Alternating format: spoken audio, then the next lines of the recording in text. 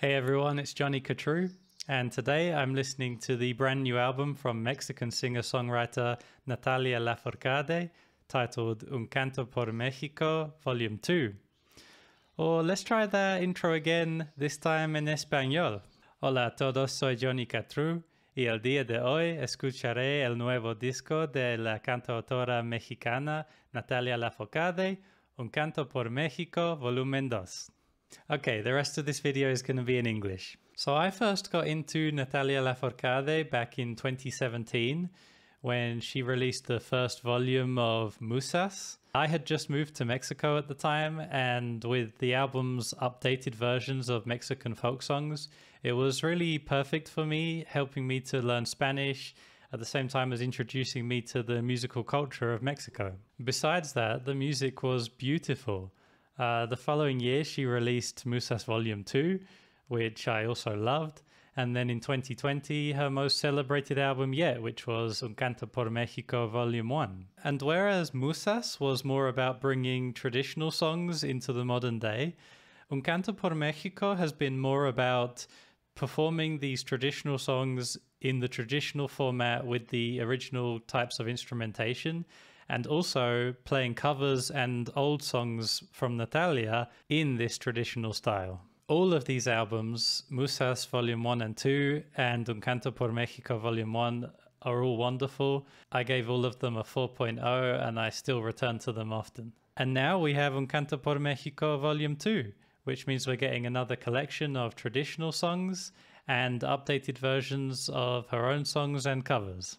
Now, obviously, I'm far from an expert in this kind of music. If anything, it's been my introduction to traditional music of Mexico, and I think it's been the same for many people who are not from this part of the world.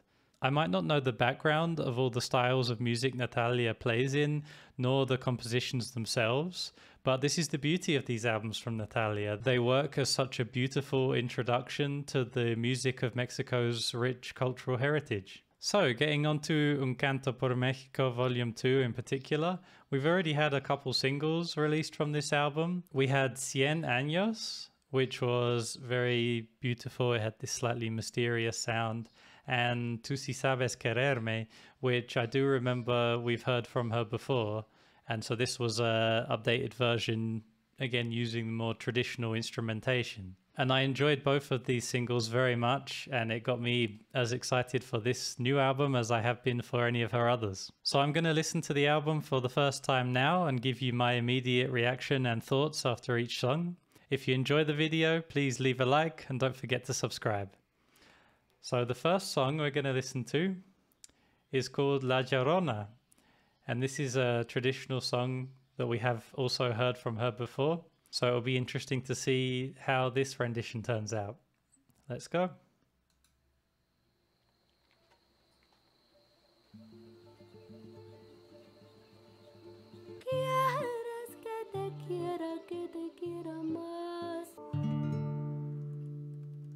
So that's the first track, La Llorona.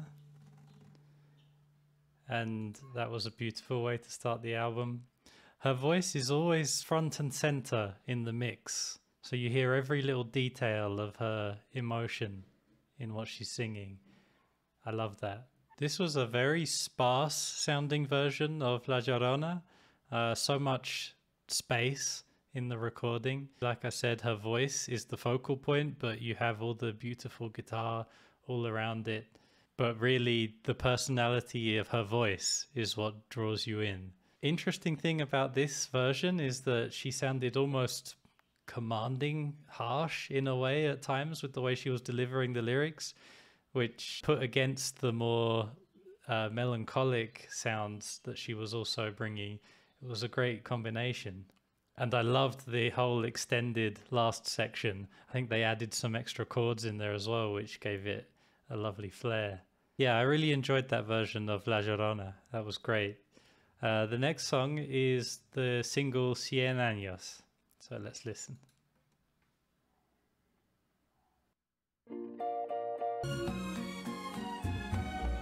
Pasaste a mi lado. So That's the first time we've heard that song from Natalia, but it seems that it's an older song. Seems that a version by Selena is quite famous, but I hadn't heard this song before. When I first heard it as a single, I didn't love it. I thought it was pretty good, but I have to say it's grown on me quite a bit. And now hearing it as part of the album, I love it even more. I really love all the mysterious sounding melodies, especially the ones played on the strings in the background. But of course the vocals are also beautiful. There's so much going on in the instrumentation of this song. You've got strings and guitars and all instruments I don't recognize all perfectly mixed together, and it sounds wonderful. So the next track seems to be a medley of sorts. It contains Alma mía, tú me acostumbraste y Soledad y el mar. I think I recognize Soledad y el mar, but we'll see how this turns out, this medley. Here we go.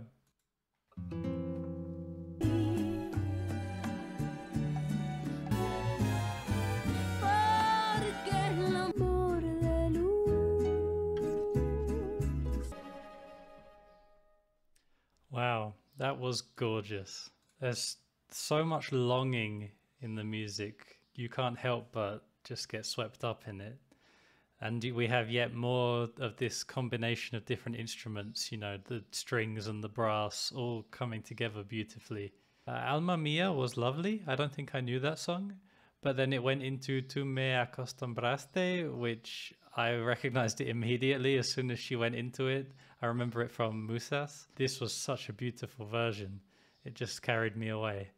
And then ending it off with Soledad y el mar was just a cherry on top. Yeah, that was a really perfect combination with the medley of those songs together. Well, track 4, the next one is called Luz de Luna.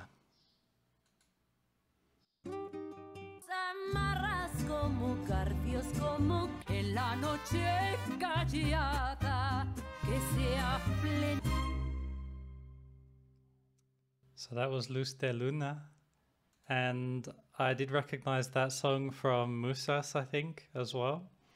But this version, I think I preferred this version, even just from first listen. I really liked the instrumentation, and there was guest vocals from a singer named Aida Cuevas. I thought that she fit perfectly into it. She brought a lot of strength into the song, which sounded great.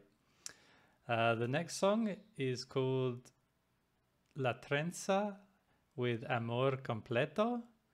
And it seems the main artist is listed as Mon Laferte, but featuring Natalia Lafourcade. So let's see how this one is.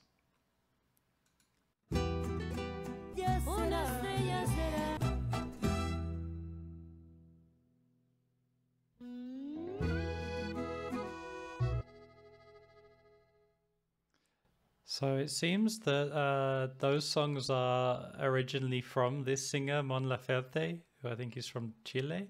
And I enjoyed La Trenza very much. It had that sound of mystery with melancholy. And I really liked the way in La Trenza they mixed their vocals, weaving in and out of each other before harmonizing.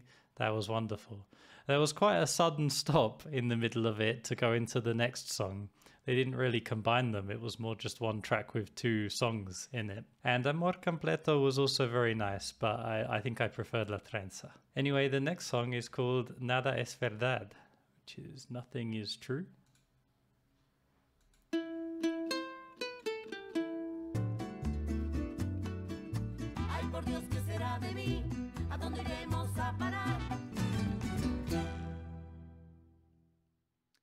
Okay. So Nada es verdad was definitely more of a upbeat song, had a kind of intensity to it, which I enjoyed very much. And that one was performed with the band Los Cojolites. Yeah, that was a good one. The next song is Recuérdame from 𝐾𝐽.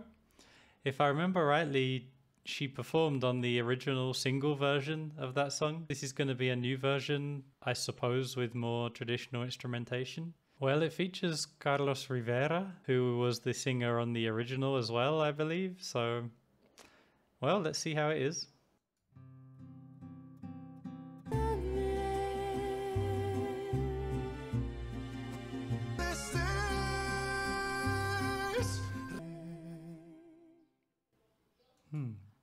Well, at first I was kind of wondering, does this really belong on here?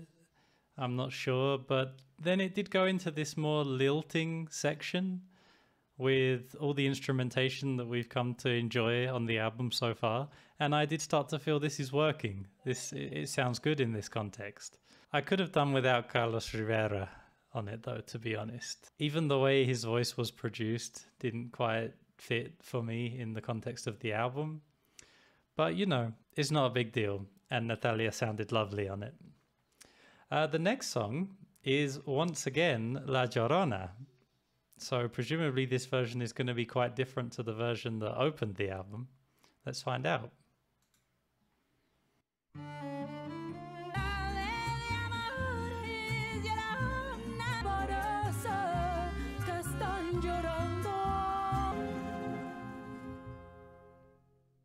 That's a lovely combination of their voices at the end there. It was a good version of La Llorona.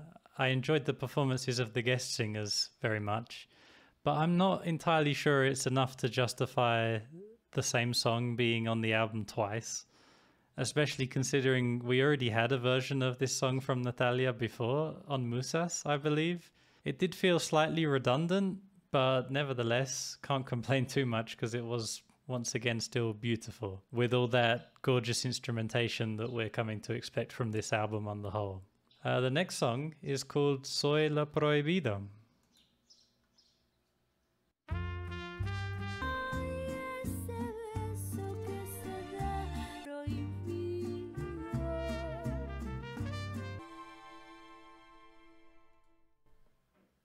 Lovely. I haven't heard of Caetano Veloso before, but his gentle voice really sounded great mixed with Natalia's in that song. And there was a lot more space in this song than some of the recent tracks on the album, so that was a really nice change of pace. I loved all the little bits of percussion all over it as well. That sounded great. So another great track. The next song is Tú sí sabes quererme, which I've already heard as a single. We've also already heard it previously on Musas. It's a lovely song. Let's listen.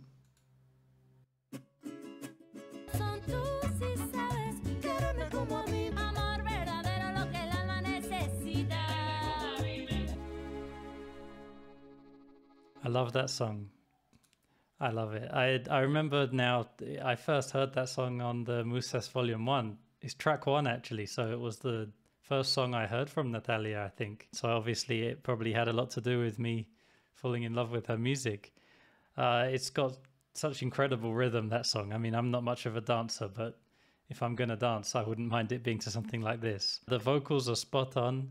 A lot of fast-paced sections that are just nailed by Natalia and the guest vocalist Ruben Blades. And the quick-paced parts contrast really nicely against the more soaring sections, especially in the chorus. You can actually see my first reaction to this single in an earlier video, which I'll link above. So yeah, great track. And the very last song, track 11, is called Para qué sufrir. Cuando ustedes manden, que todo muera. Invento esta canción en la tarde.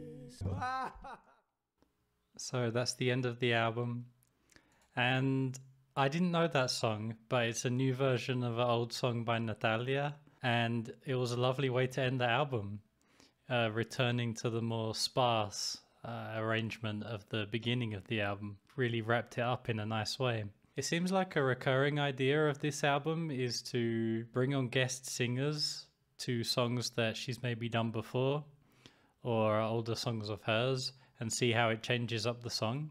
And mostly it works really well, and you know, this song was no exception. So to wrap up my thoughts on the album, I thought it was a really good combination of some songs we have heard before from Natalia, a few that we haven't heard before, and even the ones we have heard before coming with a new sound, new collaborators especially. And something I really liked about this album in particular from Natalia is that it had a very cohesive sound. There were all these flourishes and types of instrumentation that would recur throughout the whole album. It really brought the whole thing together, and the sound of the album is very memorable in this case. I think this album is great for fans of Natalia, despite some redundancy in the case of La Llorona and some other repeated songs, but still very enjoyable. And I would also definitely recommend it to anyone that wants to get into traditional music of Mexico or into Natalia herself. So I really enjoyed the album and I've enjoyed recording my first listen here. If you have enjoyed the video, you can support me making these videos with the link in the description to buy me a coffee, and I really appreciate the support. But right now, we're going to go and take a look at Rate Your Music, some comments over there, see what people are saying about this album. So here we are on the Rate Your Music page for Un Canto por México Volume 2, and as you can see, it's currently got a 3.77 from 383 ratings. So this album's not getting a lot of attention, but people who are giving it attention are enjoying it. If we scroll down to the track ratings, we can see that pretty much everything is rated highly. Maybe just Recuérdame is slightly lower and Para qué sufrir. And we can see that the highest rated is track 3's medley of Alma Mía, Tú me acostumbraste and Soledad y Amor. And yeah, that was a really amazing track. I loved that one. So now let's go down to the comments. I can see Matt B said, sad La Malquerida and Alfonsina y Elmar are not on the track list. And yeah, I did listen to Alfonsina y Elmar, the single of that. It was a big 10-minute long epic song, and yeah, I loved that track. I actually forgot that it wasn't being included on the album. So that means that song just stands alone as a fantastic single. Alonso2704 said, another version of La Llorona. I'm tired at this point. The cover art is amazing though. Yeah, understandable the feelings about La Llorona. I had a similar feeling. Although, I wonder if you came around after hearing them, because I did think both versions were very good.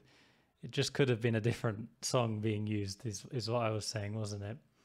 And I agree, the cover art is beautiful. Gorgeous cover art. Yeah, Marcus here said, I love both versions of La Llorona here, but Sis could have made room for Alfonsina y Elmar or La Malquerida here.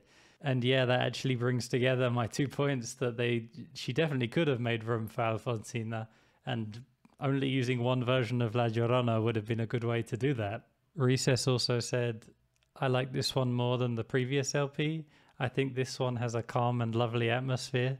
And yeah, that's a good point. And maybe why Alfonsina wouldn't have worked so well on the album, because that song's quite intense. But this album had a very kind of breezy feel throughout the whole thing. And I did say that's one of the things I loved about the album, was its cohesive atmosphere. Bard Song said, she's so good she featured herself on her own album. Yeah, it was a bit strange that she basically credited one of the songs to the artist who originally did the songs and had herself featured on it. I'm not sure what the thinking behind that was. Little Pupil said, why are the ratings growing so slowly? Her last album has 3,000 plus ratings. And yeah, that is quite strange. I'm not sure why this album is getting less attention than her previous 3, which have only got more attention each time. I mean, this one is just as good as all the others that she's released in the last few years. So yeah, what's going on, people? Listen to the album, it's great. And there are a few more people praising the album artwork, which I'm very happy to join in with. It's really one of the most beautiful album covers I've seen in a while. Probably the best I've seen this year so far. Well, that just about wraps it up for this album. I hope you've enjoyed the video. Again, you can support me with buy a coffee in the description below. If you enjoyed the video, please do leave a like. Don't forget to subscribe. And until the next one, take it easy.